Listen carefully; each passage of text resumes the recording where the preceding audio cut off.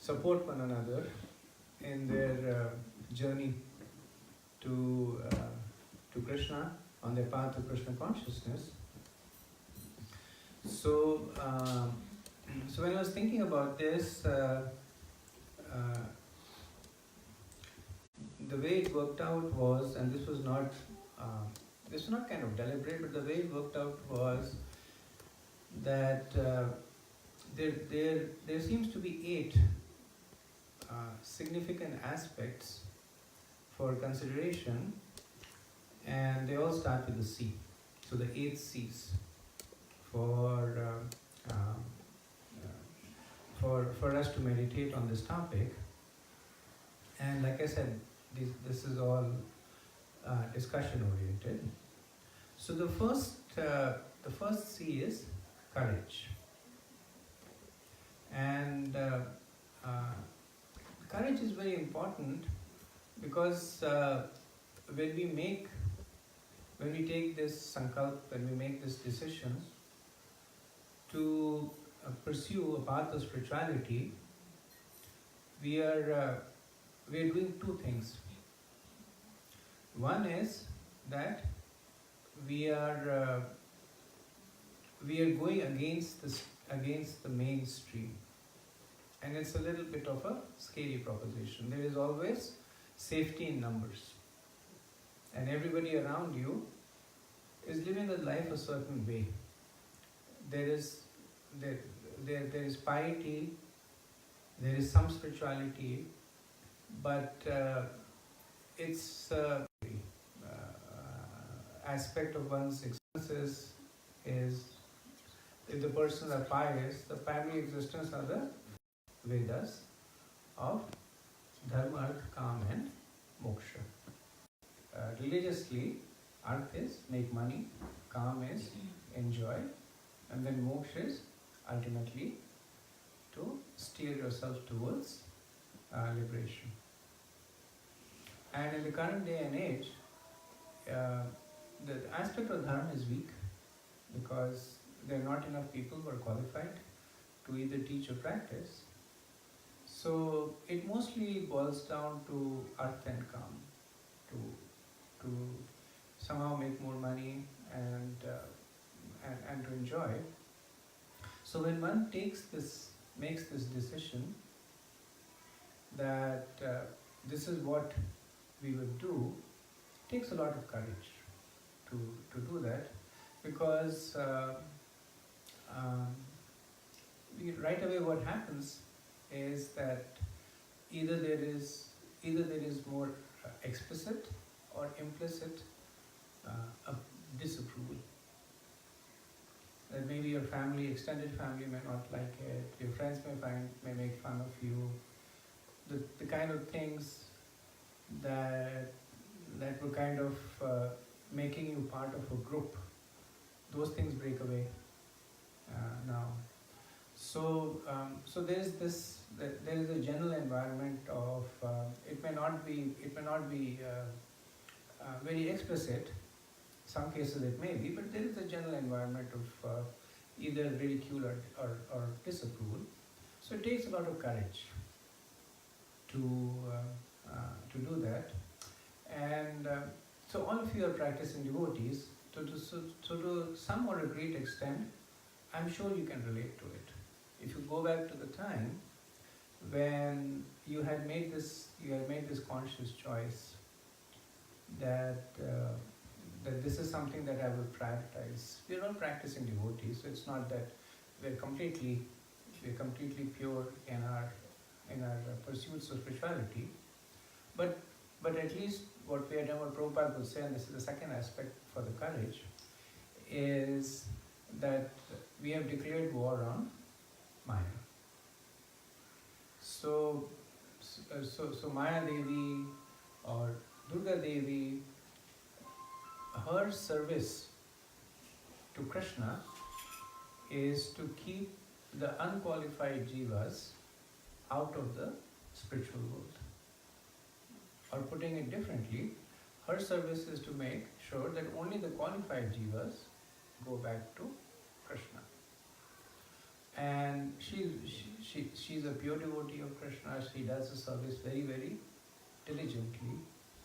So, when one basically establishes this, that I am going to go back to my original home, back to Krishna Lok, then Maya Devi wants to make sure that you're qualified to go back.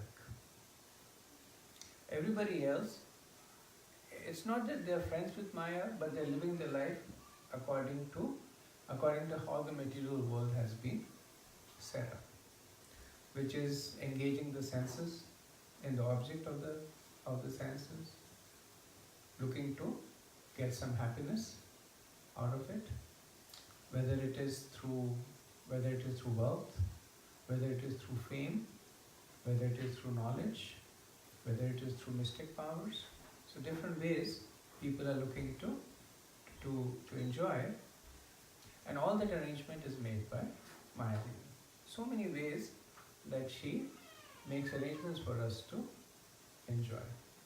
So that's why people who are, the majority of the people who are more vested into material enjoyment take shelter of Durga Devi, because she is in charge of all the facilities for enjoyment. But they're temporary. They come and they go. That Prabhupada says that even if you go to Brahmalok, that's the highest planet in the universe, you still die. So with all the endeavor that you have done to get yourself elevated to that planet, it still gets taken away from you. So that courage is very important. The having the sense of risking it, going on a path that is what do they say? Following a path that is less followed, and kind of breaking away from the herd. So that's the first C, courage. The second C is conviction. That this sense that this is the right thing for me, and even in the face of adversities, one remains convinced that this is what I would like to do. So it's not that the path to spirituality is all roses and sweet winds and fragrance. Even devotees have adversities in their lives. They also go externally through what anybody else goes through. But what happens is, when one takes to Krishna consciousness or spirituality, then one begins to attribute that to their spiritual endeavor. I hear that all the time from not lately, but earlier I used to hear that all the time. There is something that did not go well, then somebody from some family member, well-meaning family member, they would say that you're not paying enough attention to your job, that's why this happened. You're not paying enough attention to your friends, that's why you may be isolated. So that conviction that can protect us during times of adversities, very, very important. It's okay to have conviction when things are going your way. You don't really need a lot of conviction. But when things are not going your way, there was a young disciple in Mumbai, and he was a fairly new devotee. He joined the Chopati temple there, and I think within a few years only. So he was married. His wife was expecting, and he was diagnosed with a terminal form of cancer. family around him, it was very heartbreaking because it was a very aggressive form, and he knew that he would never see his child. He was doing a very short period. But his sense of conviction was so strong that when other devotees would come to meet him, the one thing that he would keep repeating again and again is his sense of gratitude. He says, I'm so happy that I somehow took to the process before I gave up my life. He says, I would definitely, there's no question about it, everybody dies. Maybe I'm dying sooner than other people, but he's Radhanand Maharaj's disciple, and he was saying that my Guru Maharaj and Krishna are so kind that just before, otherwise he would say, I would have just gone back without having access to this wonderful aspect of one's existence. Until the very end, he was an emblem of conviction there. So, wanted to hear from you. What would be a way for us to build, a practical way for us to build this conviction?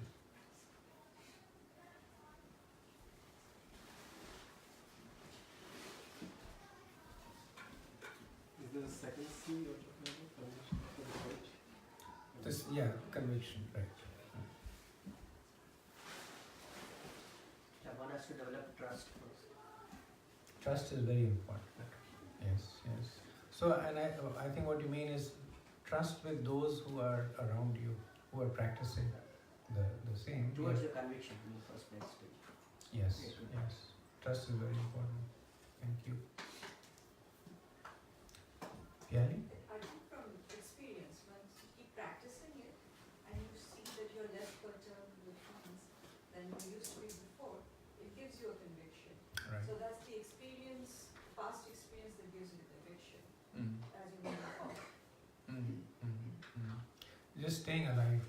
Prabhupada would say, if you stay alive in spirituality, then going back to the spiritual world becomes your birthright.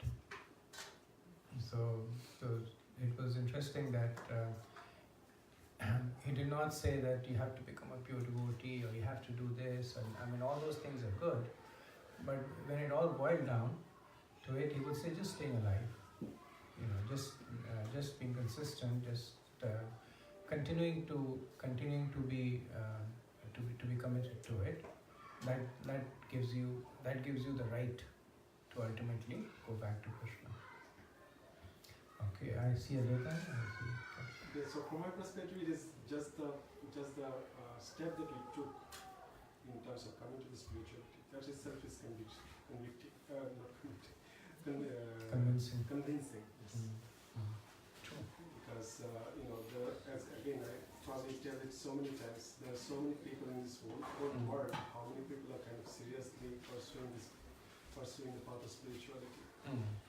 So since by some chance we came to this particular path, or just in the association of spiritualists, that gives a lot of power to conviction that we are on the right path.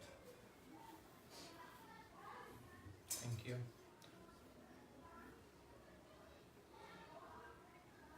Associating with like-minded people helps the connection.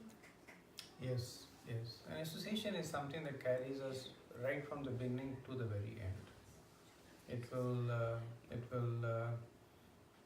It's kind of like a constant support, it's a constant defense, it's a constant inspiration.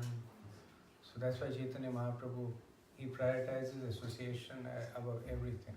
He calls it the most potent form of bhakti, associating with like-minded people. Have faith that your conviction is right, that's important. Yes. Faith is important. And one thing also that helps in building conviction is by the study of the scriptures.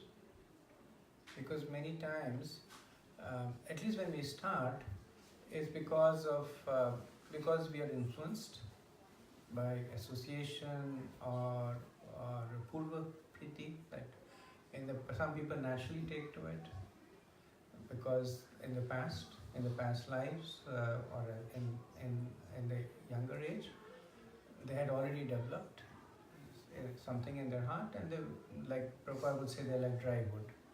Small spark and they catch. Some people are wet wood. So you put them on the fire and they protest and the smoke comes and sizzling voice comes. It takes a little while to happen.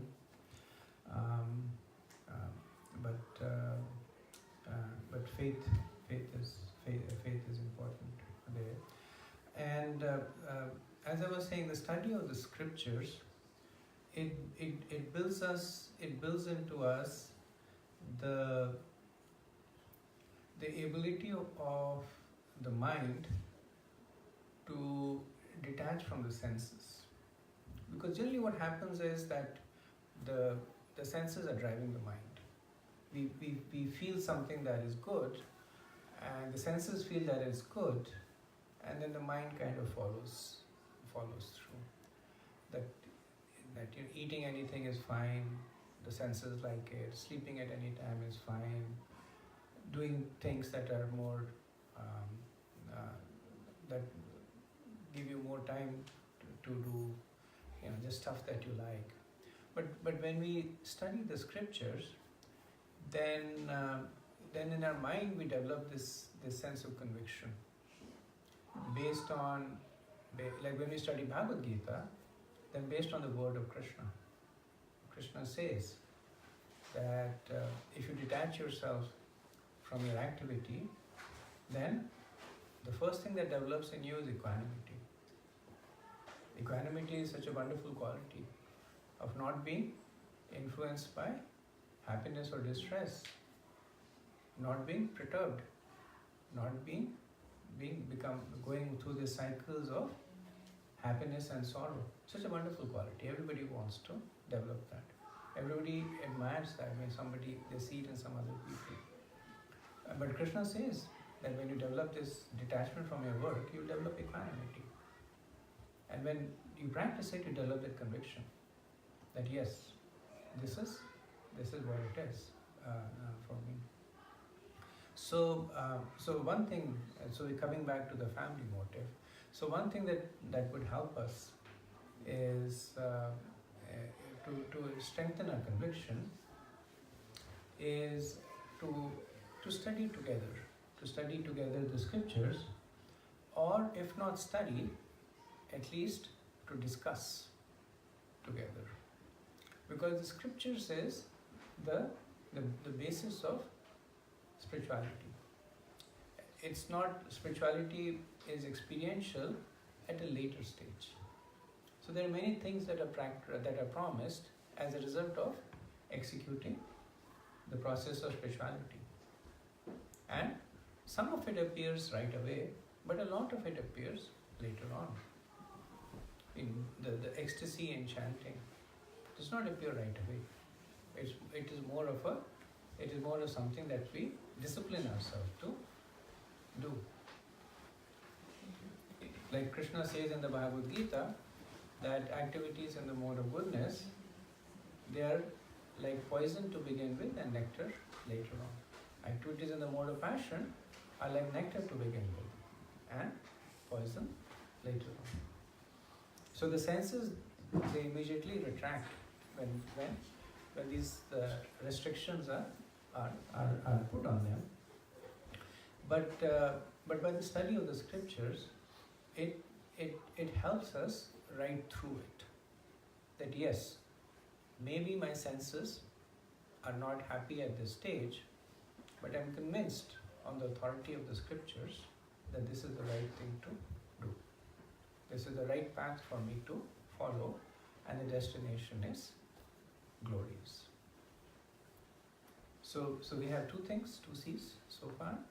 We have courage and we have conviction.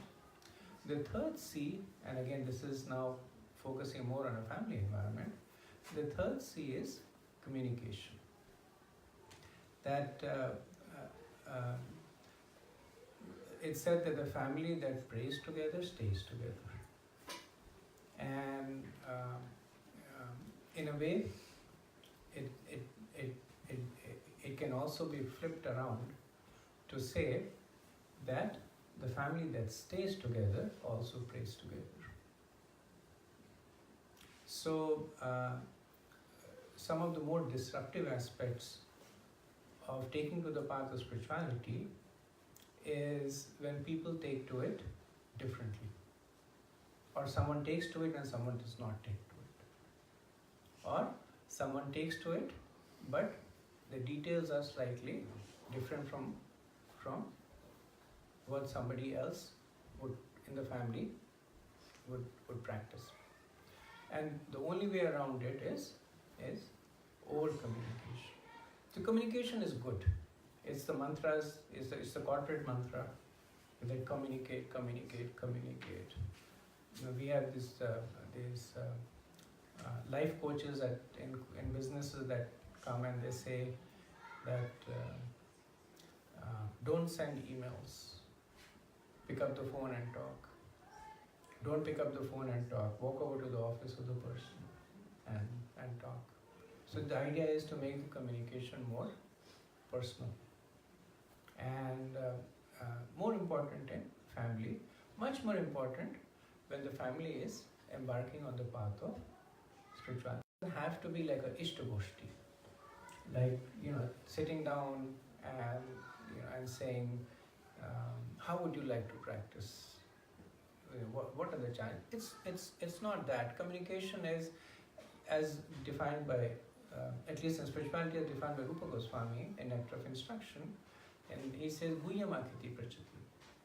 Guhyamakiti Prachati is basically revealing your mind in confidence and accepting the revelations of the other person in confidence. And the revelation could be of any kind. Revelation could be, I love it. Or the revelation could be, it's a challenge for me. Or it could be that I hate it. But whatever it is, it should be communicated. Because otherwise, the lack of communication, instead of binding the family together, will actually drive the family away. People will put up barriers from one another. So, anecdotally, I can relate to you that we have seen over. So we have been trying to practice Krishna consciousness for the last 20 years now, and anecdotally we have seen that we have seen both kinds of families. We have seen families that take to Krishna consciousness and they come very close. They talk a lot amongst one another. They share their perspectives. Children will be expressing their views, whether it is endorsing it or opposing it, in the husband, the wife, and more often than not, the path takes them to a more sincere following of the path of spirituality. But we've also seen families in which suddenly the communication declines, where it's almost like a stigma to say that maybe Krishna is not God, maybe Bhagavad Gita. Right, there are some things that they're almost considered to be heretical. That how can you say Krishna is not God? But the matter of fact is that there are 6 billion people who do not believe that Krishna is God. Right? How can you say that Bhagavad Gita is not the ultimate book of knowledge? Most of the Indians have not read the Bhagavad Gita. Forget about people outside India. Most of the Indians themselves have not read Bhagavad Gita. So it's not that this is a universally accepted fact. We accept it because of our convictions, but it's not necessarily the whole family should accept it. And the only way The only way to come to a common middle ground is keeping the channels of communication open. The last thing one family member should say to the other is, how can you say Krishna is not God? Don't talk to me anymore. Or something like that. So that will, it may appear in the short term that it's slowing the family down, but it actually builds the spirituality muscles. Because everything that another person is saying, somebody inside you is also saying. Maybe not with the same as vocal, maybe not as loudly. But the fact that we have a day, we have a material body, the fact that we have desires, means that you don't have to go to a doctor and ask them for the diagnosis. It means that we, at some level or the other, do not believe completely in our relationship with Krishna. Now there are exceptions. There are pure devotees who have a body just for the purpose of preaching, but they're very few and far in between. But for the most of us, the fact that we have a material body means that we are attached to it. We are attached to this world. There's something in it that we see as a shelter for us. We see a shelter separate from Krishna. So there is no harm in voicing our doubts. In fact, the opposite is true. That as the doubts fester inside us, then they empty us from inside out. And the doubts then, they become a part of our spiritual practice. So like Krishna says, I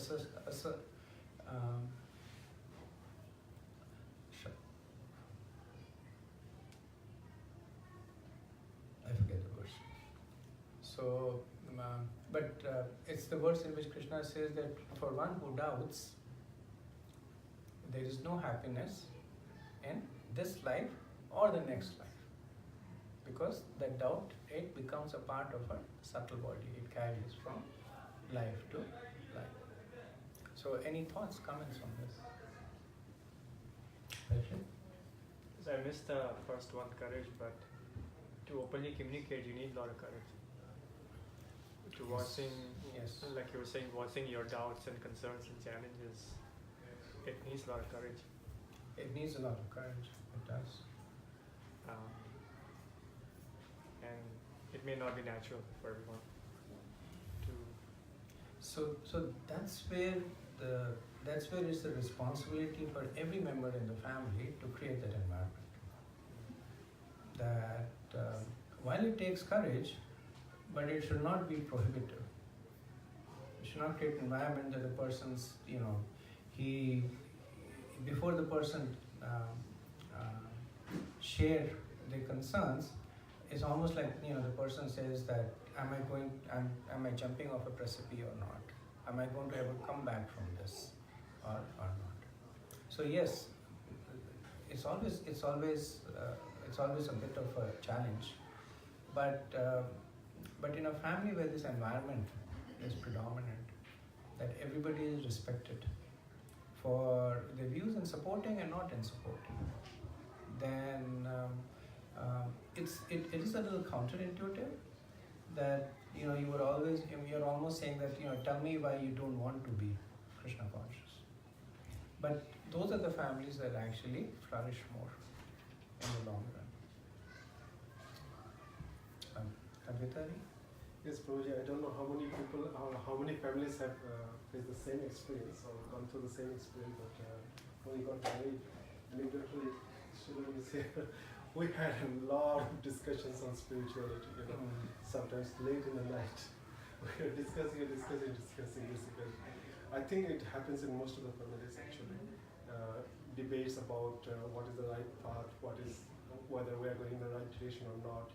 So taking decisions like, giving up or following a certain food pattern and so thing, giving up onions and garlic and stuff like those. I think yes, communication is very important, and also we have gone through that experience. So I'm just trying to share that experience. Right, and it doesn't surprise me.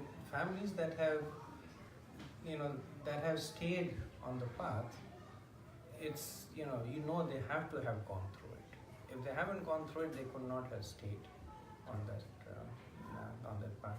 Like I said, we saw when we were, we see when families stick to it, then where there is this lack of connectivity between the members, this safe environment, then either the family goes away, or in a very few cases, the family breaks. Somebody goes this way, somebody that way. But when you see families making progress, you know that there's a strong network of communication established. Thank you for sharing.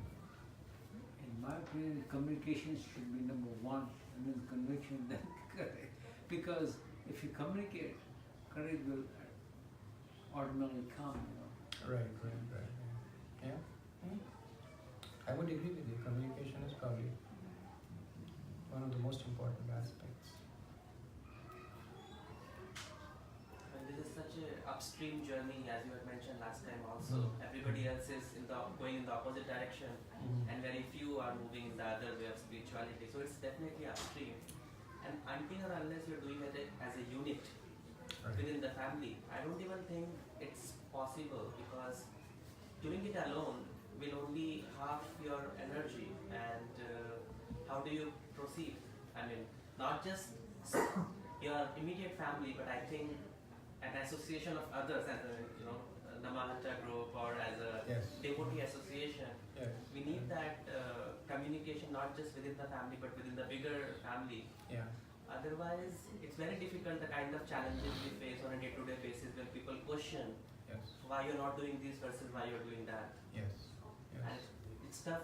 It's easier to ignore those questions many a times rather than convince themselves, because then you may get influenced too in explaining to them, depending on the kind of people you are talking to.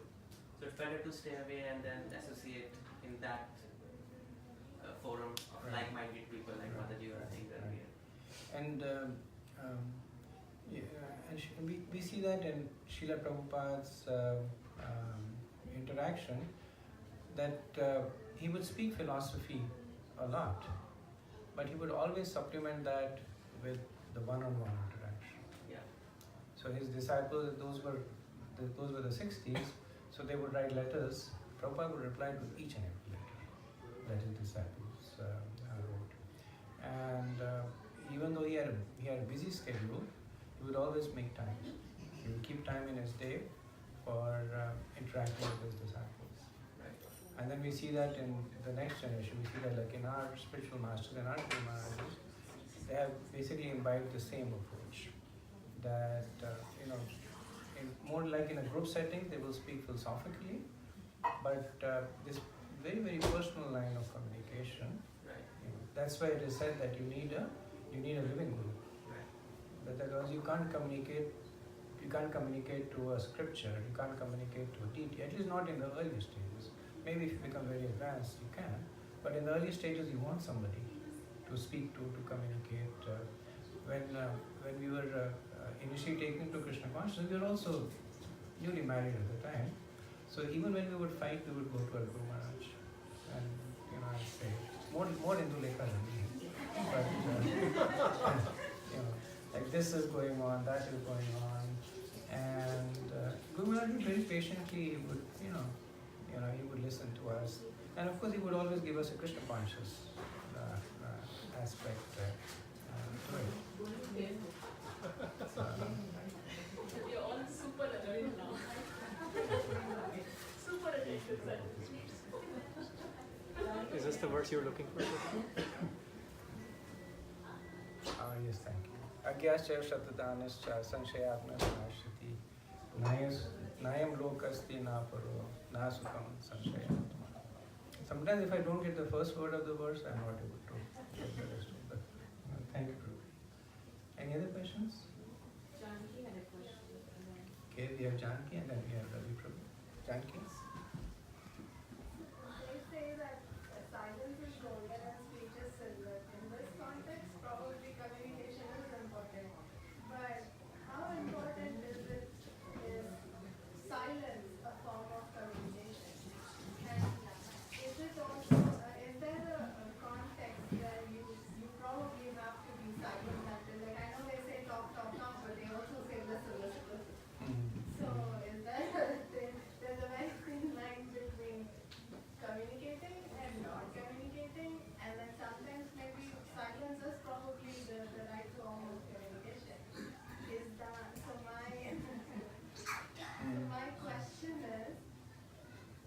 the first thing is how effective is silence as a form of communication, and two, what is the criteria? Like when do you talk and when should you be silent?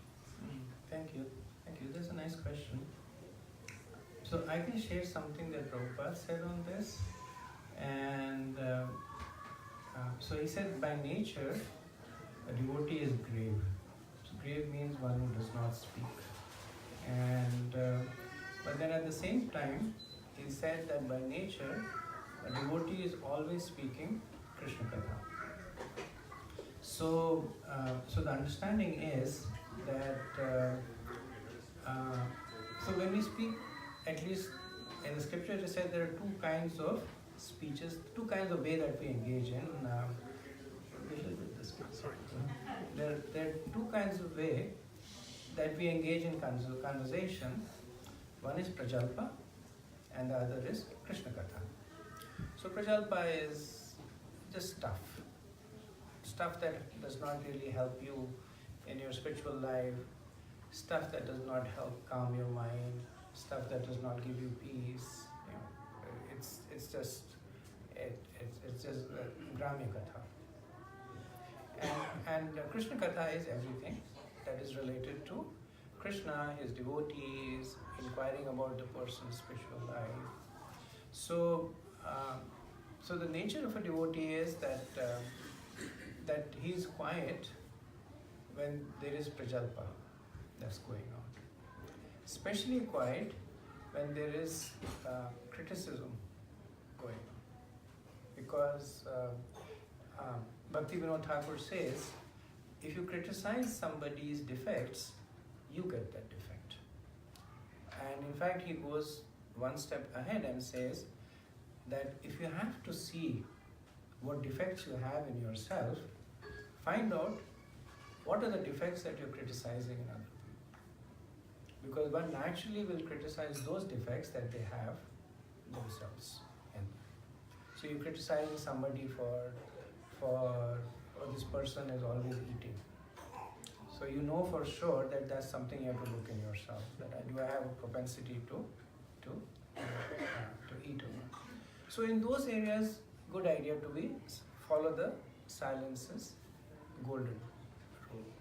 But when appreciating people, appreciating devotees, when talking about how to increase your desire for spiritual advancements, it's good to talk all the time. You know, Prabhupada, so this two interesting anecdotes for Prabhupada. So there was a disciple who was Prabhupada. He would basically sleep very few hours, just maybe 2 to 3 hours. So there was somebody who was always in front of his room if he needed something. So there was a disciple sitting in front of Prabhupada's room, and he knew Prabhupada was alone in the room. But then he heard Prabhupada speaking, and speaking very forcefully. So then he looked down in the keyhole to see what was going on. And then he saw Prabhupada, he was preaching. He couldn't hear clearly, but he was talking and he was preaching. And then he said, who's Prabhupada talking to? There's nobody in the room. And then he kind of squished around the eye hole, and he saw there was a small mouse over there. And Prabhupada was preaching to the mouse. So that is Krishna Katha. And earlier on, when Prabhupada came to America, then he would put out the posters saying Bhagavad Gita class from 5 p.m. to 6 p.m. all welcome. But many days nobody would come. Prabhupada would still give the class. He would say that, and he would tell that to his disciples. If there's nobody there, preach to the 4 walls. Because the preaching is for your benefit. Other people Krishna will take care of. It's for your benefit. So you should do that. So that's the potency of Krishna Katha. You can never have enough Krishna Katha. But Gramya Katha, Prajalpa, you're right. One has to be very careful about it. We live in the material world, so we have to engage in it.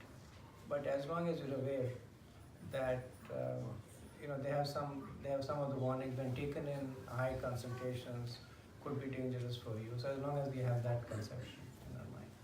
Does that help? Yes, thank you very much. Okay. Can I add one thing more to her answer, Yes, please. The third thing I believe is important is the body language. Mm-hmm. Body language plays a big role when to quiet, when to speak, Spirit, you can be quiet, but the body language will tell you. That's true. That's true. Your facial expression, the body language. They say that almost 70% of the communication is non-verbal. Yes. So it's through cues. Yeah. There you go.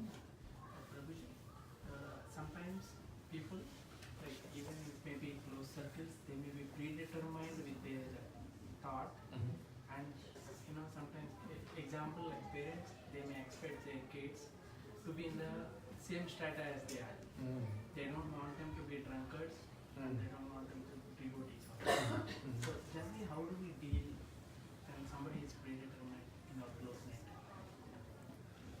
It's a good question. It's a practical question, and there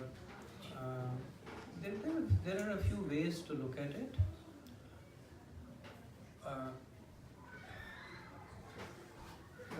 Probably the most important way to look at it is with humility. Is understanding that you can never make anybody Krishna conscious, right? Because if you operate on that platform, then you are immediately considering yourself to be more powerful than Krishna. If Krishna can make everybody Krishna conscious, he would have made everybody Krishna conscious. But we are living proof of the fact that he cannot. Right? There is ekapad, 1/4 of the souls who have escaped Krishna's loving embrace and established their position as being non-Krishna conscious. Right? Krishna wants them back. Right? He does so many things. He comes himself. He sends his representatives, performs wonderful pastimes, gives access to his name, so many things he does. But even then he can't make. So if we say that this is my son, I'm going to make him Krishna conscious, or this is my mother, I'm going to make her Krishna conscious, and she better be Krishna conscious. So then it's just a lack of humility on our part. That look at me, I'm such a great devotee, such a powerful devotee, that I can snap my finger and so that's one aspect. The other aspect is the practice before you preach, right? So they say that you tell me what to do and I'll forget. Actually, I forget what comes. What is showed to me, But you show me what to do and I will do. Right? So you tell some person, be Krishna conscious. And maybe the person, if he has respect for you, maybe the person may be influenced. But if the person sees you being Krishna conscious, right, then you don't have to say anything. And again, I think this is a statement by Bhakti Vinod Thakur. He says that in order to preach, he said that one should preach Krishna consciousness 24 hours a day. And for a few minutes in the day, one should speak. So the underlying message is that the predominant format of influencing people, encouraging them, is by setting up a role model or an example for them. That when they see you doing something, and so this is one of my Guru Maharaj's favorite word, that he says that what's the secret recipe? What's the secret sauce? He says. They say, what is the secret sauce? I need that secret sauce. When they see that you're peaceful, you're happy, you're undisturbed, even in adversities, you're not bewildered, you're not too much swayed by the whole swinging of the material world, and they say, I want to be like you. And tell me what you do. That's the most potent form of preaching. Yeah, that helps. One more point. Uh-huh. Because those will be the people who have authority on you, but themselves weak, so they don't want us to appear Krishna conscious before them. So kind of, how do we handle? So again, I think what I said was these are all discussion-oriented questions that all of you. So Ravi Prabhu's question is, and it's a very good and practical question that what if your family members discourage you from taking to the path of spirituality? What do you do in that case? Try to convince them. Communication. Try to convince them to communication. That's one way. And What don't- else? Sorry. Don't get upset or anything like that. You just keep hammering it.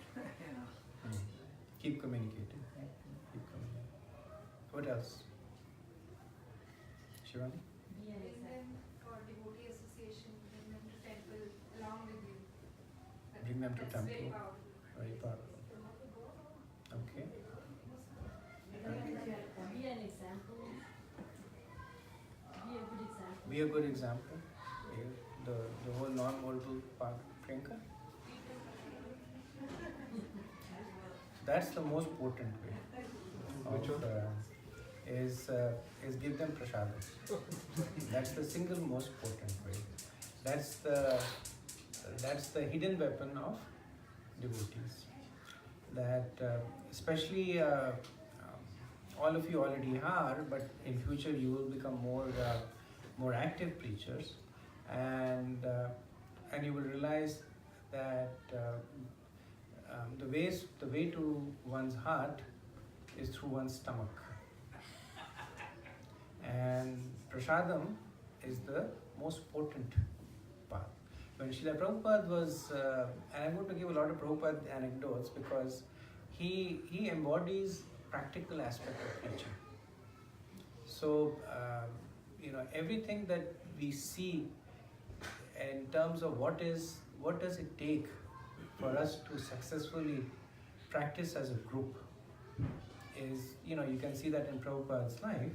So when initially he had set up the temple on 26 2nd Avenue, then, and at that time he was more or less alone, very limited help. So before the programs, he would get up and he would make a whole jar of gulab jamuns, and he would keep it outside by the door, on the shelf by the door. And there were some people who would come, eat the gulab jamun and go away. They won't even come in. But just because they were eating the gulab jamun, they would come in to say that, what is this old man saying, the one who makes this wonderful gulab jamun? Prabhupada would call the gulab jamun as his hidden bullets against Maya.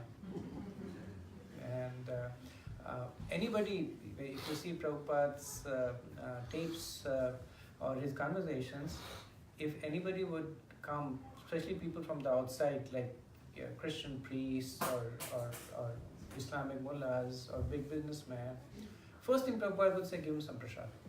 He would say. And when they ate prasad, their heart would change. So that helps. That's why all devotees end up becoming good cooks. Because it's not just because you don't get food from outside. That's one reason. You don't get food from outside to eat, so you have to cook. But it's also to spread Krishna consciousness. That's the second reason. Yeah. But all religions do that. You look at Sikhs. They have this langar going on 24 hours a day. So I'm not the difference. So there's a difference between bhoga and prasadam. I'm not that familiar with the intricacies of Sikhism, but what we offer is prasad. We don't offer food.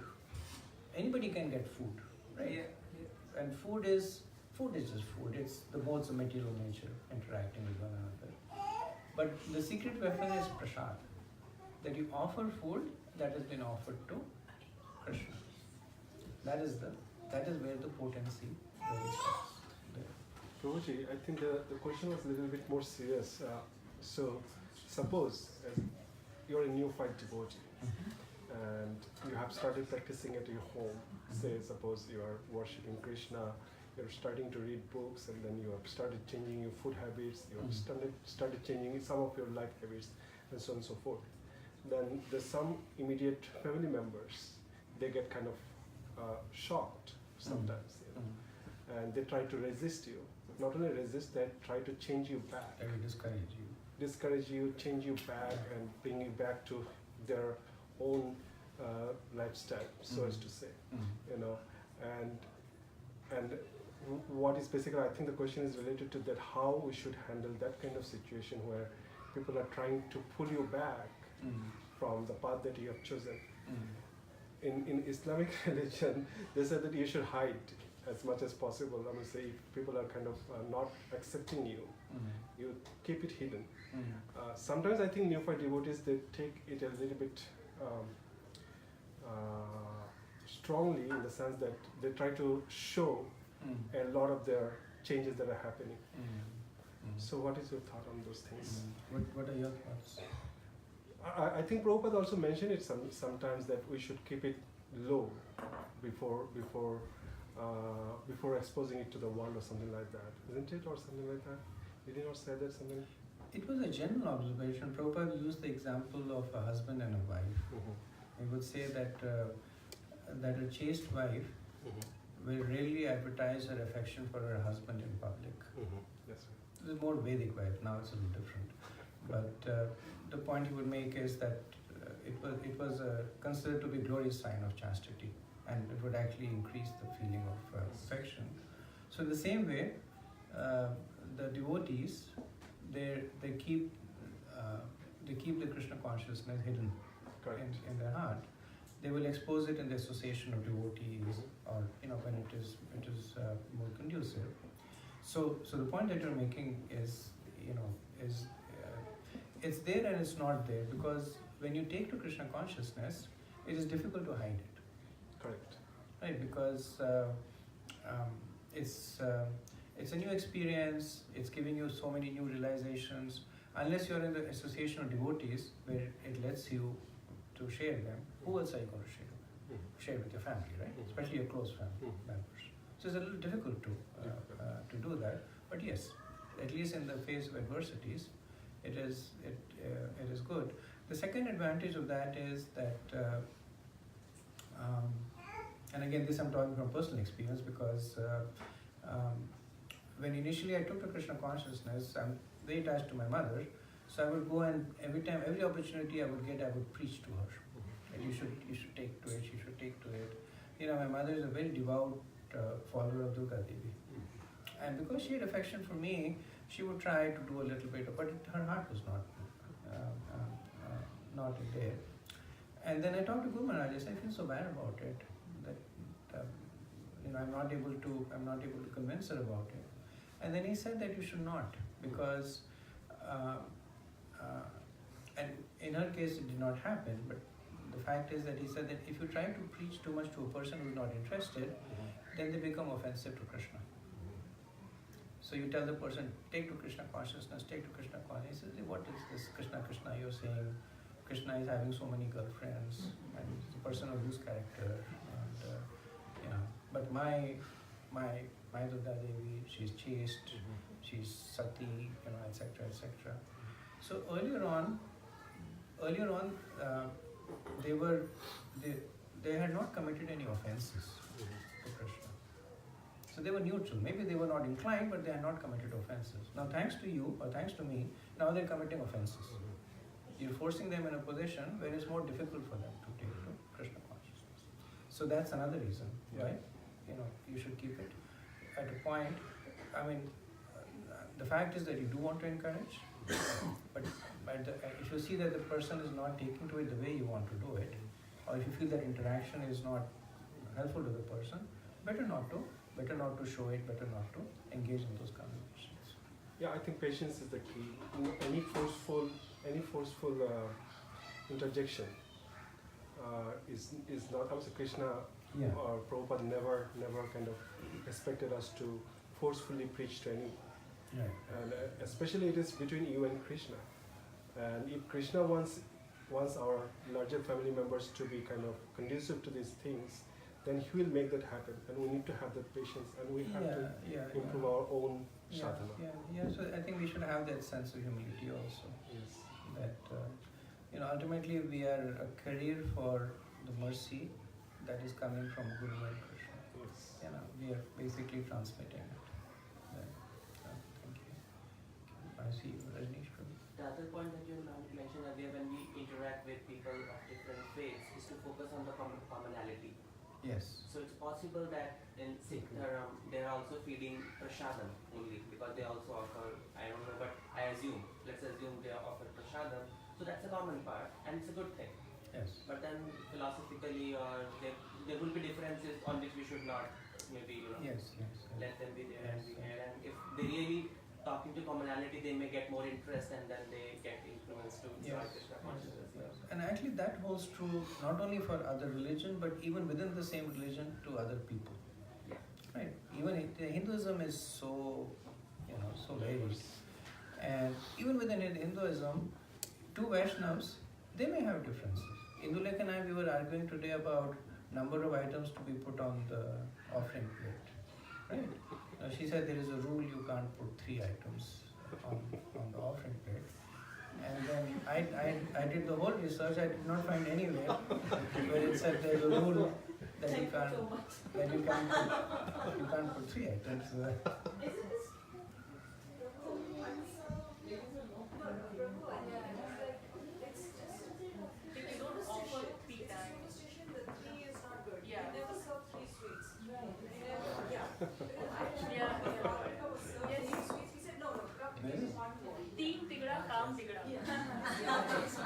So the question is why?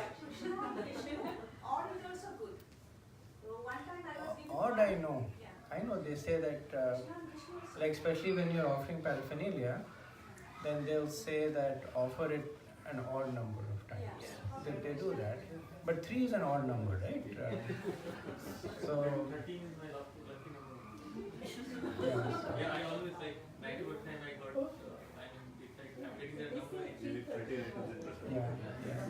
Yes, in Western tradition, 13 is not in Hindu tradition, 13 is Western tradition. It's an art. So you have to be Many apartments don't have clear when 13. you talk with not you, in general. When you talk with communication, it's an art. There is nothing like, okay, you have to communicate to build up your Krishna consciousness. If you communicate in the wrong way, you can lose it.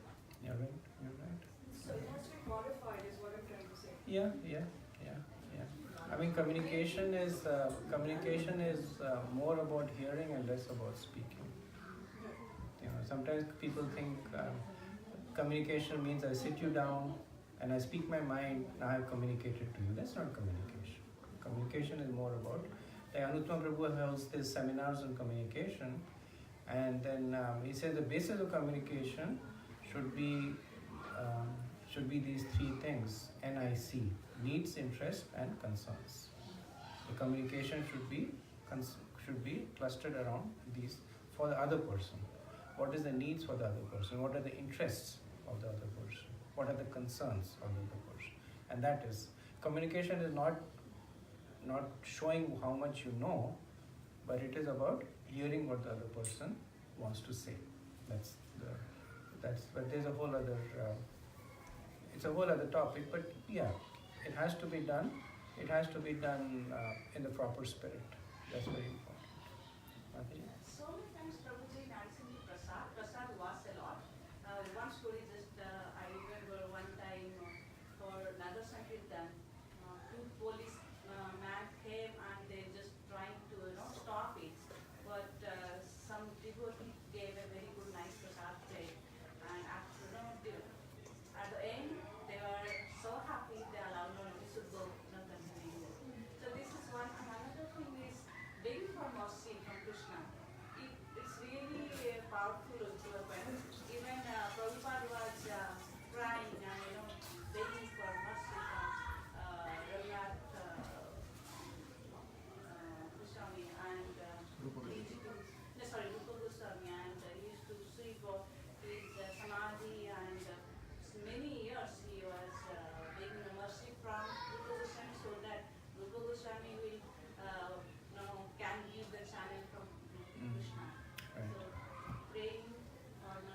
Yeah, yeah, yeah. Constantly praying, very important, very important. Yeah. Akshay? So, Prabhuji, it seems like the focus should be on ourselves and how strict we are with us as compared to like the external preaching efforts, right? So it's a bit of a loaded statement. It's one of those statements like, I ask you, do you still beat your wife? Answer is yes or no. So, What do you mean? what do you mean? Line of fire. But mother, the silence is gold. So, As you say, Prabhuji. so you're saying that that one has to be strict with oneself, Right. right?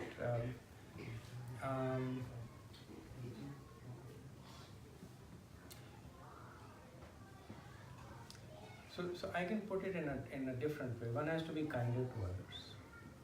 One needs to be kinder to others. One has to be kind to oneself, but one needs to be kinder to others. So, so the purpose is not like self-abnegation, beating yourself up, and saying that I need to be the super duper role model for everybody, and that it's a covered form of conceit, right? You don't want to go that route because it leads to many other places that you don't want to go to, right? But yes, you need to be kinder to other people. You need to be kind to yourself, but you need to be kinder to others, because quality.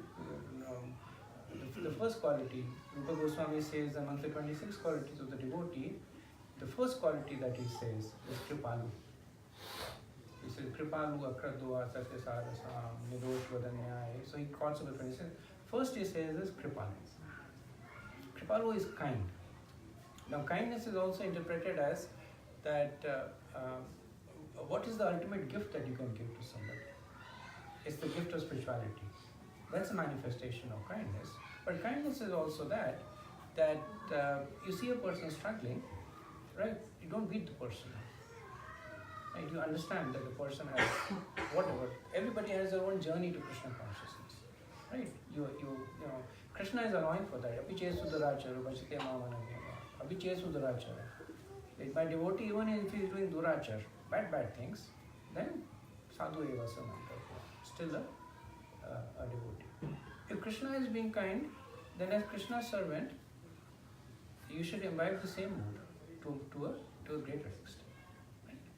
Does that help? Yes, Prabhuji. So I was at like second question to that. So like between the status quo and stressing ourselves out, how do we find our stretch zone? It's a good question. So I think to some extent the answer is in your question, that we, by staying in the stretch zone, we have the comfort zone, the stretch zone, and the pain zone.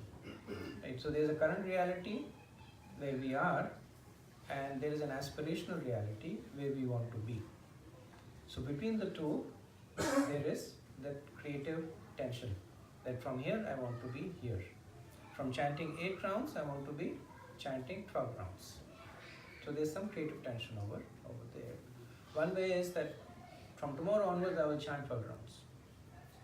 Whether I'm able to do it or not, I'm going to grit my teeth, sit down and chant 12 rounds. May not stay. May stay, may not stay also. But stretch zone is, tomorrow I'll chant, I'll try and chant. I'll keep my 8 rounds, but whenever I can, I'll chant 10 rounds. And then I'll chant my 10 rounds. Whenever I can chant my 12 rounds. So staying out of the comfort zone and staying out of the pain zone. Staying in our stretch zone. Okay. Thank you, Prabhu. Okay, so we did courage, we did conviction, we did communication, we did collaboration. Did we do collaboration?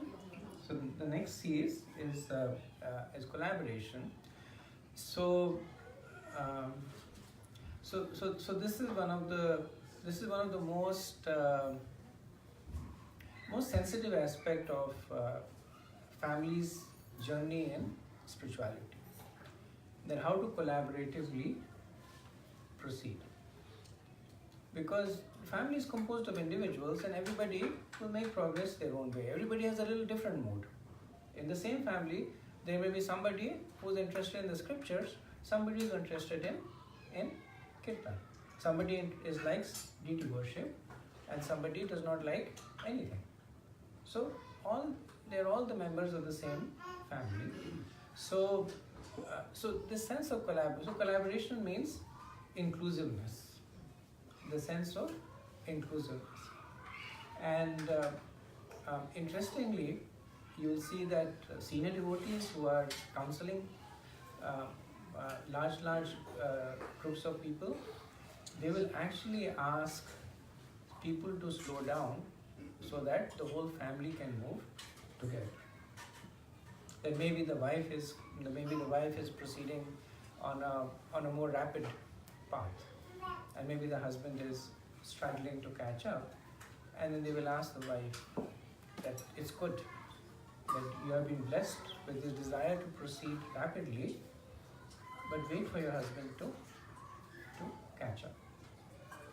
So this sense of this sense of collaboration will make the experience of Krishna consciousness much more relishable. Because at the end of the day, why are we taking to Krishna consciousness? Because of rasa, right? Because of that sweetness that comes in. There's nothing as sweet as trying to establish a relationship with Krishna and his devotees. Very, very sweet. Maybe philosophically we know Krishna is God, we have to go back with him. It does not sit in our heart. It's there in our mind.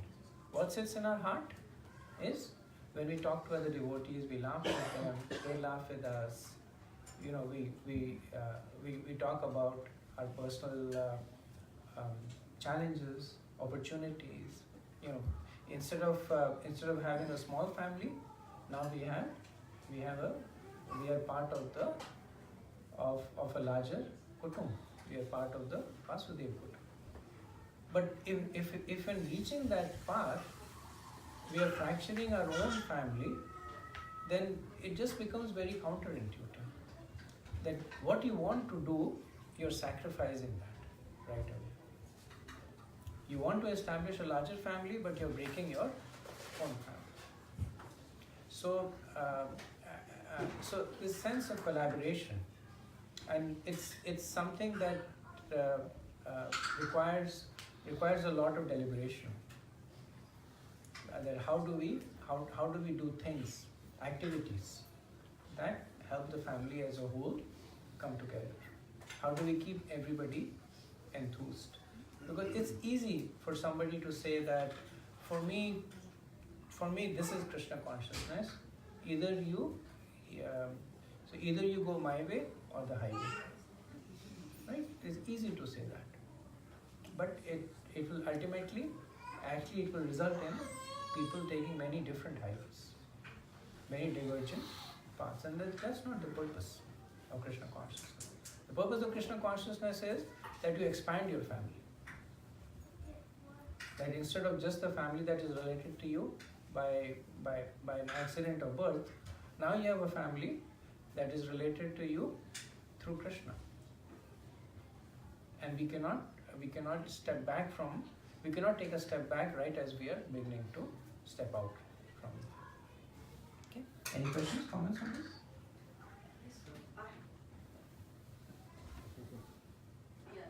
Piyali? So I can tell that is true from experience. If I was not coming to Namha, I wouldn't still be on the path of Krishna consciousness. That I can confidently say. Just the association, maybe not every week, maybe I'm not able to come, but at least multiple times a month. That kind of in some ways keeps me somewhat on the track. Right. So I'm just saying about my personal experience. Right. And the flip side is also true, that because you're coming, there are people who are getting inspired and staying in Krishna consciousness. True, That it's a congregation that's it's- helping each other. It's like, it's like that song "Lean on Me." That for I am strong, but tomorrow when you are weak, you can. Or tomorrow when I am weak, I can lean on you. So it's when I heard that song, I was like, I think it's a song from the 60s, but I was thinking that it has to be written by a devotee. It's not written by a devotee, but it has to be written by somebody who is but actually the person is a very pious person who wrote the song. Thank you for sharing it. Yes? Okay. So, I'm just being conscious of time. When do I stop? I have maybe another 10 minutes? We have 4 points to go, right? Yeah. So Maybe if we can go till 8:30, 8:30 is it 8 o'clock or 8? 7:50. 7:50. It's 7:49. 7:49. 40 minutes more. So the next point after collaboration, which is a little bit of a no-brainer, but still important enough to call it out, is consensus. So consensus is majority rules. So it's not that the father rules or the mother rules or the bacha rules, but consensus is that it is basically a joint decision. And when families try to do something, when families bring about a change in the way of life, the change has to be deliberated. It has to be driven by a form of consensus. It does not have to be formal. It does not have to be everybody in favor raise their hand, and not that formal or deliberate. But the understanding is that it should respect the opinion of the family as a unit. Let's go to the temple every other Sunday, or every Sunday, or let's go to Mangal Aarti. So maybe the idea of consensus is that consensus is based on compromise. So it's a little bit of give and a little bit of take. That for children the compromise would be when we would take Dhruv for Mangal Aarti in the morning. The compromise, he didn't like, of course, getting up at 4 o'clock in the morning, but the compromise was that we would stay back and he could play with his friends. So he had his friends in the temple, so he would go there and he would sleep through most of the Mangal Aarti, but then after that, later on he would get up, and by that time we would be tired. We would be like, time for us to go home, but then it was time for him to play. So then we would have that compromise, that fine, you come with us and we will stay back for you. And in different ways, there's so many situations where the understanding is that there is the philosophy, but the beauty of spirituality, the beauty of Krishna consciousness is that it does not offer you black and white options. It does not say that if you don't chant 16 rounds, you're doomed. It does not say that if you are not a Brahmin, you will not go back to Krishna. In fact, it says the opposite. It says that everybody has their path to Krishna. Everybody is walking with their own pace. And Krishna, he is so multifaceted that he can embrace everybody. The karmis, the jnanis, the yogis, whatever way, whatever path that they come, when they take to bhakti, they still have that. In bhakti you will see that there are some people who naturally take to austerities. There are some people who naturally don't take to austerities. Both of them are equally qualified to do. Krishna is not saying that what is the strictness of your fast? Do you do Nirjala Ekadashi every time or not? How much do you eat in Ekadashi? He's not looking at all that. He's called Bhava Janardhan. that he grabs the essence of what you offer to him. Now, we are sadhakas, so it does not mean that we take shelter of that and we give up all practices. It's not that we have a glass of whiskey and a cigarette and we say Krishna is Bhava and he's in my heart I love Krishna, so that's what matters. Because the flip side of it is, if you're sincere about a journey to Krishna, then we should also be sincere about knowing what he wants us to do. And that's always that's the path that we walk. So that brings us to the next. Any questions or comments on this? Just a point. So the opposite of consensus would be conflict. We do not reach to a consensus that creates conflict. So when a conflict happens which cannot be resolved within the two parties or within the family, then obviously probably we should seek the advice or senior devotees or maybe the guru or shastra. I mean, is there any very specific way that we should take the guidance, or we just try to go to the shastra and whatever is mentioned? It's a good question. A lot of the conflicts are resolved through the association of peers, and that's why peer association is considered so potent. So, like when you have association, you have three kinds of association. You have association with those who are more advanced, who are less advanced, and who are your peers. And of the three, so your instinct is thinking that if I'm always associating with more advanced, I'll make most progress. If I'm always hanging around with my Guru Maharaj, then I will become more Krishna consciousness much quicker. But actually that is not true. The real potency of association comes through peer association. So in peer association, these things get resolved either explicitly or implicitly. You see somebody else, you see a challenge, you see somebody else, they have resolved that challenge.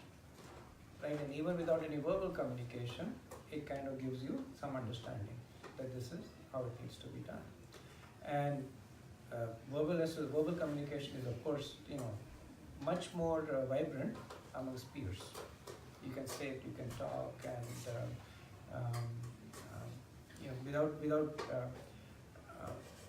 without the fear of being judged. Like if you're with a Guru Maharaj, you want to put your best face on. Like when you're chanting in front of a Guru Maharaj, Hare Krishna, Hare Krishna. Like it's just you and the beat, and the whole world does not exist. And when you look at it, Hare Krishna, Hare Krishna. Right? So and there's nothing wrong in it. He's a Guru Maharaj. You want to make sure that you put your best foot forward. With peers, it's a little bit. When you're with those who are a little bit lower, then again you want to set a good role model to them. So a lot of these, the lack of consensus leading to conflict, the resolution of the conflict, it comes up in an environment of peer association. The other point you make is also very valid, that the scriptures is a great source of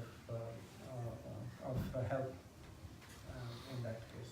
They may not have the specific situation there, but the nature of scriptures is that either they will give you philosophical guidance or they'll give you anecdotal guidance. Like the Srimad Bhagavatam, there are so many pastimes of devotees who had challenges and then somehow they came out of it. Or devotees who took inspiration from other quarters. And then you read that and you say, okay, read the allegory of Maharaj Puranjana. And you say, oh, this is, I can relate to it. This is happening to me also. Let's see what Maharaj Puranjana do. Now, he's of course a different character, but at least the reason I put over there is that the instruction comes through to you. So yes, the Shastras is also a good source of help.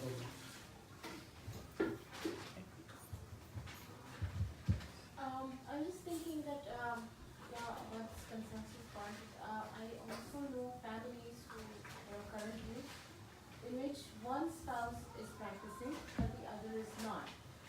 And but the good part is that the other supports the person who's practicing. So I feel that it is fine in those situations also, because maybe this other person just he's in the life situation is different, maybe his job doesn't allow or whatever it is, or his personality is such that he's not able, but then the wife is practicing. And the husband is completely supporting, he's okay with it, he's comes to the temple, they are giving charity and doing services together, everything is there. But just that the person, Prabhu, he just says, oh no, this is just not for me, I cannot practice, I cannot chant, whatever. So in those scenarios also it's okay. And that is a form of consensus. Yeah. There is a give and a take, and there is a form of consensus over there. And even though the Prabhu doesn't know, but he's already a devotee. Because he's serving a devotee. He's serving a devotee. He could have taken the choice of saying that this is my house, you're my wife, I'm not going to allow you to do that. And then we know of cases where this has happened, right? But there are cases where the person says that, it's fine. And maybe he won't chant now because of whatever it is, but it's just a matter of time before he gets the full mercy. Is it okay to ask what happened in Srila Prabhupada's case? So, is it okay to ask? Yeah. So Srila Prabhupada talked about it himself. In Srila Prabhupada's case, his wife was not at all favorable. And Prabhupada was, of course, married for several years. But because of that lack of Krishna conscious connection, he never reneged on his responsibility as a husband or a father. So you can see till the time Prabhupada took Vanaprastha, and that was only after his sons were grown up, they were in a position to support the mother. That's when he stepped out of family life. And I believe he was 60 something at the time. But before that, he was always engaged. He had a shop in Allahabad, he had a business in Lucknow. Before that, he was working in a factory in Calcutta. So his approach to it was again exemplary. That he was always encouraging his wife to help him. At one point, he actually said that we will both together. Won't it be glorious if you both together follow this path? But for whatever reason, his wife was not interested in it. So he still gave her the position of a wife and a mother. He still took his responsibilities as a husband and a father seriously, continued to serve them. And when the ashram changed, then he stepped back. He stepped away from there. So thank you, that's a good question. Okay. So the next C is chastity.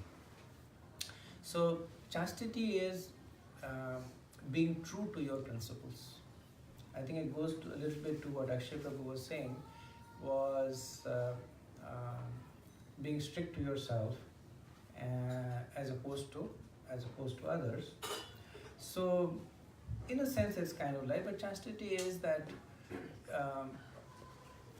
if you're in a family setting and you're saying that Krishna, this is something that will make Krishna happy, this is something that will make Krishna unhappy, right? But you don't follow that path yourself. So you tell your child that don't watch these useless programs in television. Krishna won't be happy about it. And then you switch on your own channel and you watch that.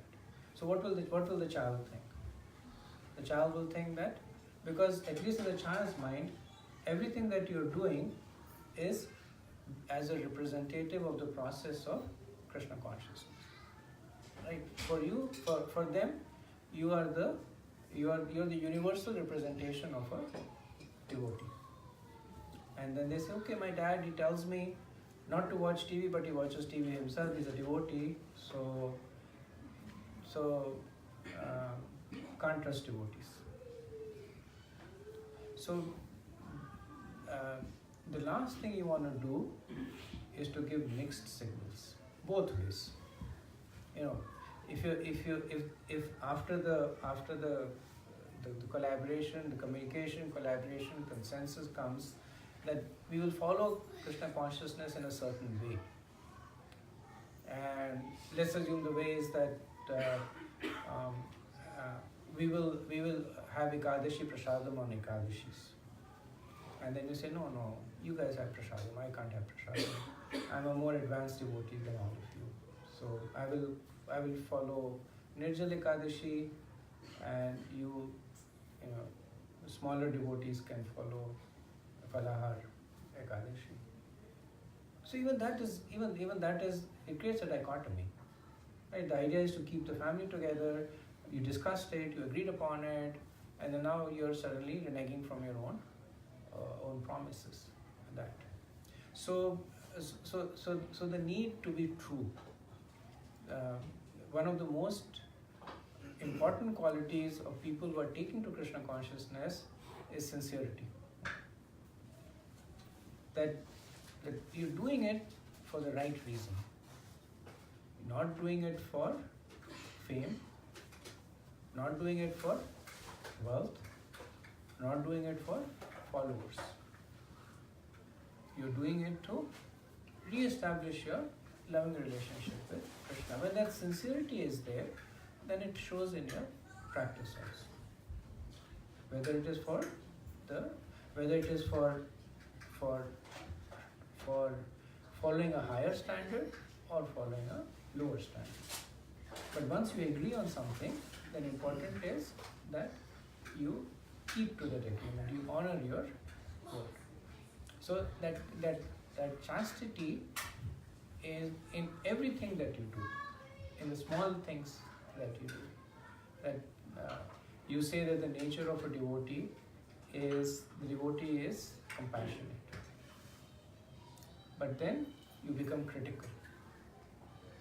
And the other person is thinking that what kind of a devotee is this person? He's preaching compassion, he's practicing a completely different form of interaction. And these kind of things, so they appear like fissures. Like the word, it's interesting, the word sincere, its origin is from fissures. That during the ancient times, the Romans, they would sell marbles, and if the marble was not very good quality, it would have cracks or fissures in it. So what they would do is they would melt some wax and put it on the fissure, and it would appear that there is no crack over there. So sinecure, sino means no and cure means wax. Sinecure means, so they would sell the marble saying sinecure. This does not have any wax on it. This does not have any artificial attempts to cover fissures, and sinecure became sincere later on. So that sense of cohesiveness within us and around us is very important. So that was chastity. The last two, and then we'll stop for some discussion. So the last two are compassion and creativity.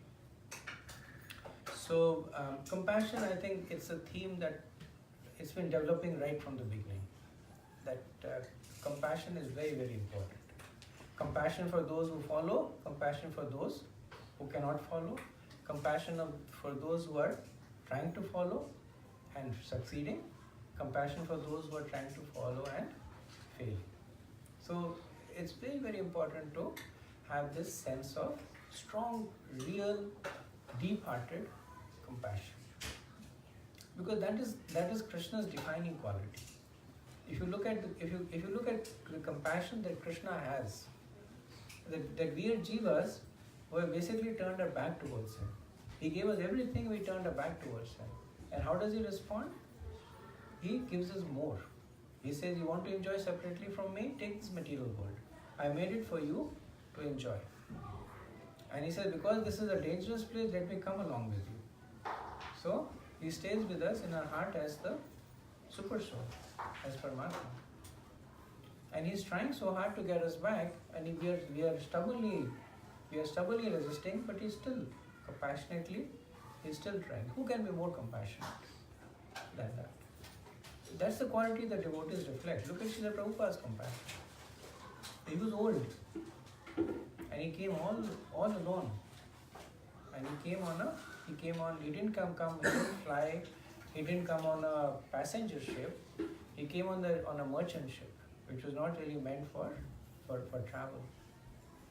And then he had so many trials and tribulations over here. When he was living in Bhavri, the person who was staying with him, and Prabhupada was constantly, and the person was into drugs, and Prabhupada was constantly encouraging him to get his life together. And then how did that person respond? That Prabhupada one day when he went out for a walk, he stole his typewriter and sold it. And Prabhupada said, what to do? That's his karma. What can I do about it? Right? So much compassion. So practicing that sense of compassion, if it comes naturally to us, well and good. If not, then we cultivate it. But it's a quality that will bind the family together. The last thing we want, the opposite of compassion, is being judgmental. Last thing we want is to be judgmental. That at one point, people were, this was in the early days of ISKCON, and not because of Prabhupada, but because devotees were new, and they would make this division between people, that this is a karmi, this is a devotee, don't talk to karmi. So they put all these kind of titles on people, that karmis and this and bogis and all. But as the movement matured, as the practices matured, then then the sense of Vasudev Kutum became more and more prevalent. That if a member in your family has a different disposition, you don't discard that member. You don't criticize that member. You help that person. You be a friend to that person. And the same is for the larger group, for your family, for your community, for your country, ultimately for the whole world. That sense of compassion. And compassion is a quality that makes your heart soft. Being too much judgmental makes your heart hard. Compassion is a quality that will make your heart soft. And Chaitanya Mahaprabhu, he uses this metaphor of Bhakti Lata Beej. And he says that this seed of bhakti, this seed of Krishna consciousness, can only germinate in a heart that has been softened by compassion. So as we practice our Krishna consciousness, then the compassion should be both inwards, should be towards ourselves also. So we'll see that we will struggle with our rounds, we will struggle with our vows, we will struggle with our practice. And it doesn't mean, compassion does not mean, what's the word, condoning. Compassion doesn't mean condoning, right? Doesn't mean that, fine, I'll be kind to myself, so I don't chant today. I'll be kind to myself, so I won't worship the deities today. It doesn't mean that. Compassion means that today I had challenges chanting, tomorrow I'll try better. Tomorrow I still have challenges chanting, day after I'll try better. So it is moving from a mode of ignorance to a mode of goodness. Any questions? Just a point here. I see. Yeah. Okay, fine. So kind to yourself and then pushing a little bit more to advance into the next stage. It's kind of a very thin line, because sometimes we feel, well, it's too tired today, I'll chat tomorrow, and that tomorrow probably never comes. So how to draw a line there? So that means there is something I have to do, whatever comes maybe, isn't it? So there would be just following what Akshay Prabhu says, so stricter in certain things, but I have to do whatever may come. And when it comes to the going to the next level, there probably I adjust how much I can, or so Yeah. is that a good step? That is the recommendation. So, like I said, compassion doesn't mean condoning. Compassion doesn't mean complacency, right? Those are a little different things. Compassion, the opposite of compassion is how much do you beat yourself up, right? So that's not sustainable. That's not sustainable. I remember once I went to once I was in Vrindavan, and I met a sannyasi there. We knew each other from the past. Very wonderful sannyasi. So I think it had so happened. I'm not sure what the antecedents were. That I had shaved my head completely. I had a shikha. I had completely shaved my head, and I was in devotee clothes. So he looked at me and he said, "This is how you should be, 24/7, 365 days a year." And I said, I am in Vrindavan, and Prabhupada disciple, sannyasi, he's giving me this instruction. I should follow it, right? So from Vrindavan I went back to Delhi, my house, and everybody who saw me, they started making fun of me.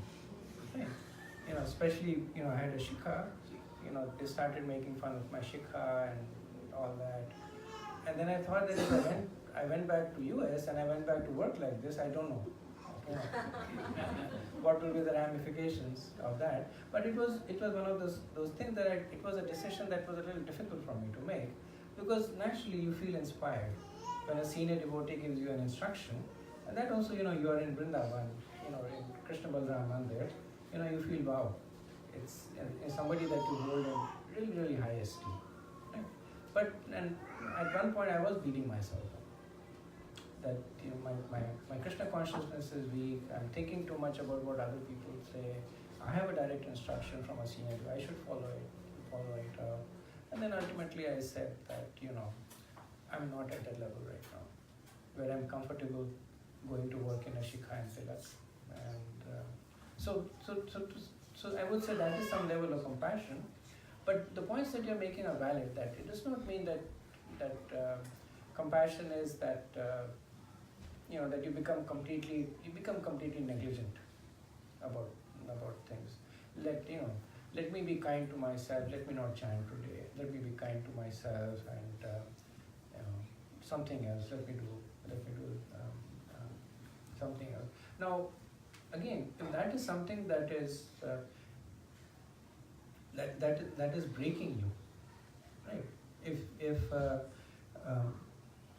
what is it that Prabhupada said once? Prabhupada was asking, I forget the detail. Prabhupada was asking or requesting a disciple to give up something, and the person was not able to give it up. And the other disciples, they came and complained to Prabhupada that he's not able to do it. You asked him to, he's not able to do it. And Prabhupada said, it is a very small thing to come between him and Krishna. Right, and then so this was, I heard in one of the memory tapes of Srila Prabhupada. Talking about the one who was making the Radha card, so he was smoking. No, that was a different one. This was something to do with the person who had, I forget what, he had some bad habit. And Prabhupada would encourage him that, just give it up. And but he was not able to do it. So when the other god brothers complained, and he says, it's a very small thing to come between him and Krishna. That's compassion. That's, real compassion. So chanting is something that really is like, if I chant, I cannot stay alive in Krishna consciousness. Better to stay alive in Krishna consciousness. But the way the acharyas are given as the process is that most of them are things that you can incorporate in your life, right? Honoring prasadam, chanting, worshipping deities, you can kind of incorporate that in your life. Where you keep the dial is a little bit, it's where the compassion comes. Do you get up in the morning at 3 o'clock and chant? or you can chant through the day, that's where compassion comes. You work long hours, you can't get up in the morning, so be it. There's some devotees in the temple, they can't get up in the morning for Mangalarti because they're working late hours at night. Right? And some people come in and say, what kind of devotees living in the temple, he can't get up in the morning for Mangalarti. But the senior devotee says, no, that's fine. They're serving the devotees, they're serving the deities late at night. So that is compassion. Thank you for the question. Thoughts? Any other thoughts? I think you had a question there? I misheard. I misheard between condoling and condoning. That was the only question. Oh, I meant condoning.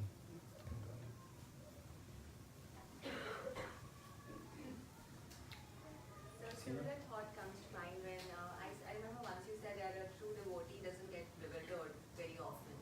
Like even when he reaches or gets huge amount of success, his feet are still grounded. I don't remember exactly what he said, but I think the synopsis was this, that and even when he's he has a huge tragedy in life, he doesn't like lose it all and go on drugs. Right. And the second thing that comes to my mind also is when you said compassion is acceptance of the other person. Yes. And accepting them the way they are rather than trying to clone them as what you want them to be. Yes. So, Almost like synonyms in this context. That compassion is basically constructed around the core of acceptance. So compassion is it's very, very internal. Right? It's not it's not like you poor guy.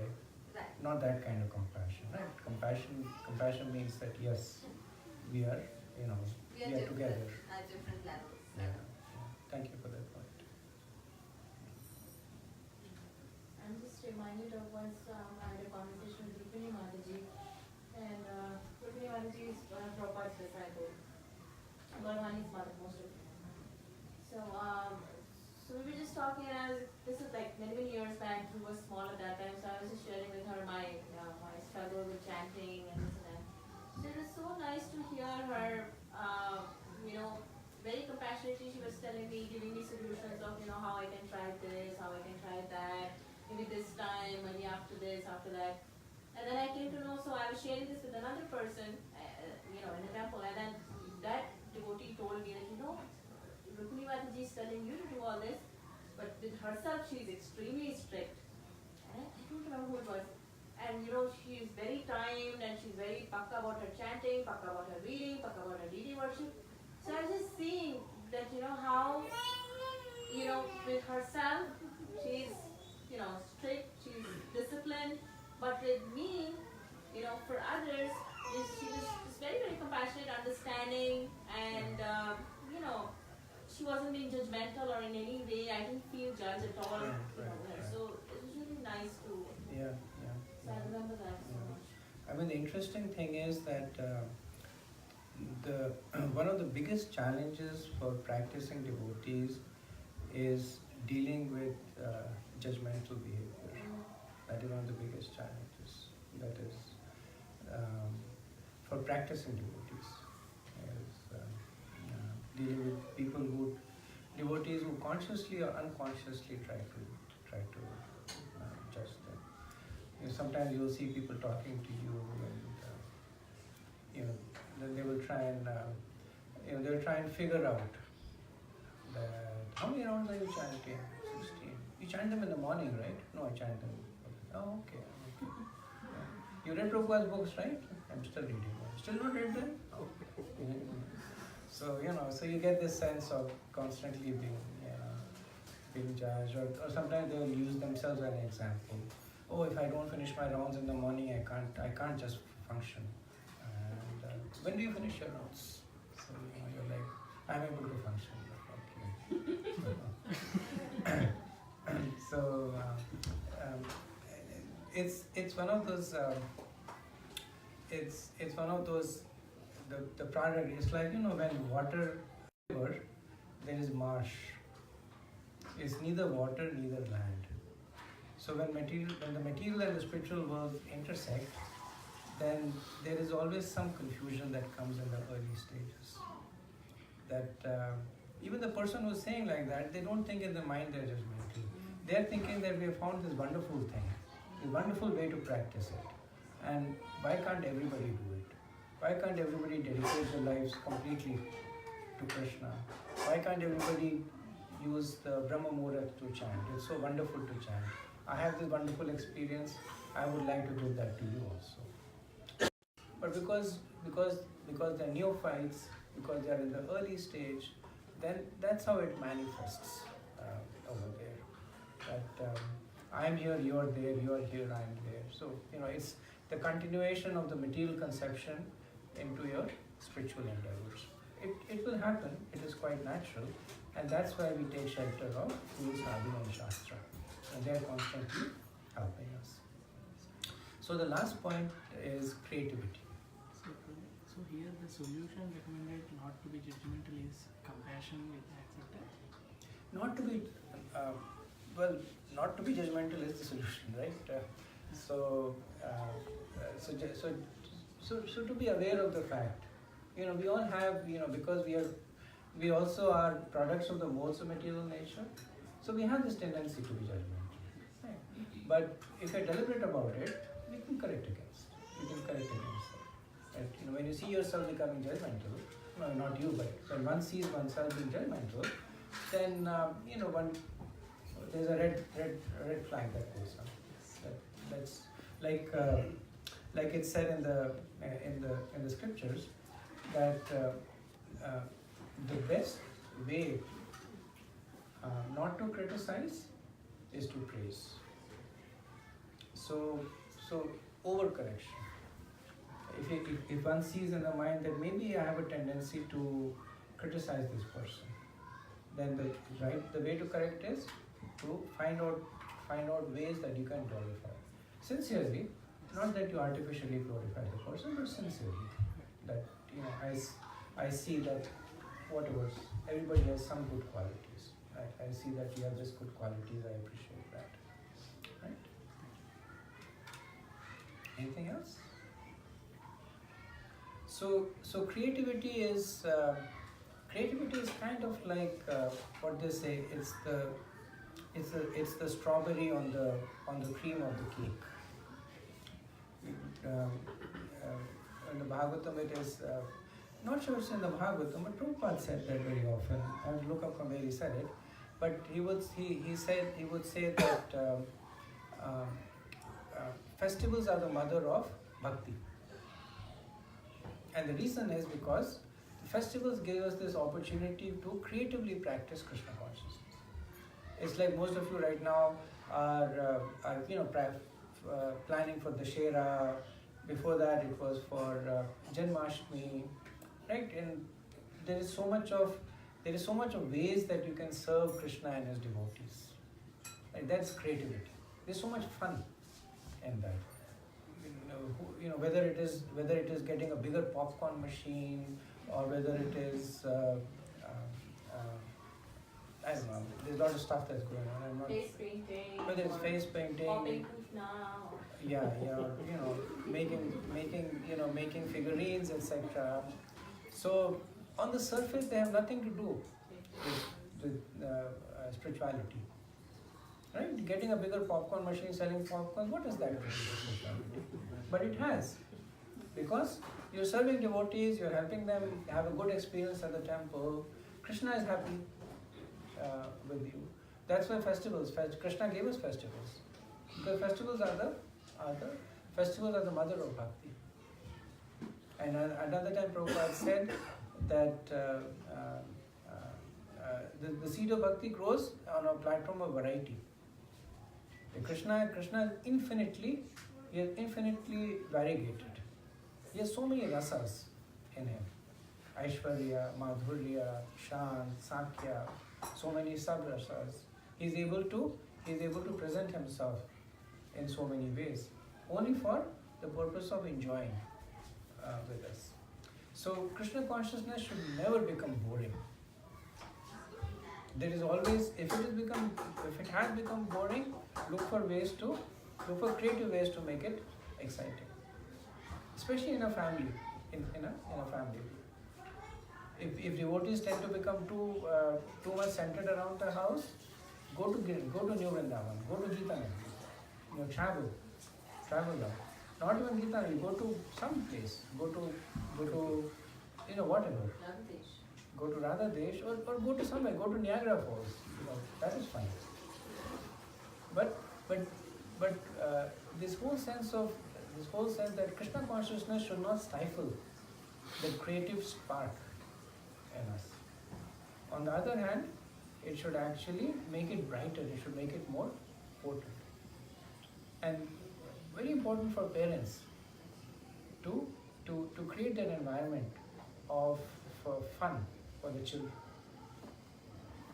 Earlier on, well, I won't say earlier on, but in some cases, in gurukuls and schools, the punishment would be that if you're naughty, you have to chant extra rounds. That would be the punishment. That you're naughty, so stay back after class, chant an extra 4 rounds. So what was the effect on the children? That chanting is punishment. So how well will they take to the process? But later on, the whole experience of chanting was made completely different. The children chant together, and if you go to Mayapur, they have this, and even in New Vrindavan, they have these 108 stones, right? And steps. If you chant, walk, chant, walk, chant, walk. And in the middle there is, in New Vrindavan there is Gaurnita in the middle. In Mayapur also, I believe, I think they have removed it now because of the new temple, but they had deities in the middle. And in fact in Mayapur, even devotees are there because it was around the sitting area of the devotees. So as you're chanting, you're circumambulating the deities and the devotees. Srila Prabhupada was such an expert at it that he would have so many creative ways of encouraging people to take to Krishna consciousness. The Radha Damodar traveling Sankirtan party, the deities in Gita Nagari, they used to travel in a bus. They would put them in a bus, they would take them to like really, really rural places in the US where they've never even heard about Krishna. And people would come and they would say, oh, these Hare Krishnas have come. They would come and they would cook lots of prasadam for them. And they had no idea about Radha Krishna deities, but they would see the deities, they would get darshan, they would get some books. And Prabhupada encouraged all his followers for plays. Plays were a very powerful way. Plays ourselves is so much of fun that we get together, we practice our lines, we create something as an offering to Krishna, we do it in front of other devotees. So there are infinite ways in which we can catalyze our devotional life, our pursuit of bhakti through just understanding that bhakti is multidimensional. That we are expected to be sober and grave. But look at Krishna. He is having so much fun. I mean, it's not recommended you have multiple girlfriends like Krishna, and because you're not Krishna at the end of the day. But Krishna is Anandmay. Nature of the spirit is Anandmay. That the spirit is happy, eternally blissful. So our bhakti should be practiced in a way that we start experiencing that also. So I'll stop over here, see if you have any Priya. Prabhu, when it comes to creativity, I feel like there is a very thin line between doing it for your own passion or doing it for the service of others. How can we detach ourselves from doing it for ourselves? Because creativity is something like you do it like as an interest. Interest, yeah. It's a good question. My take is that if what you're doing is going to be used in the service of Krishna and his devotees, then it's one of those cases of your interest aligning with Krishna's interest. So there are some people who like to sing, they're good singers, and then they come and sing kirtan. They enjoy kirtan, they're doing it for themselves, but it is also aligning with, it's pleasing the devotees, it is encouraging the chanting of the holy name. So if the intention is there, and ultimately, all that we can offer to Krishna is our limited capabilities. We don't have a lot of them. If you cook prasadam, then that's, it's not that you're cooking just because you're a good cook. But the prasadam that you're offering to Krishna is a manifestation of this quality that Krishna has given you, of being a good cook. Yes, please. Sometimes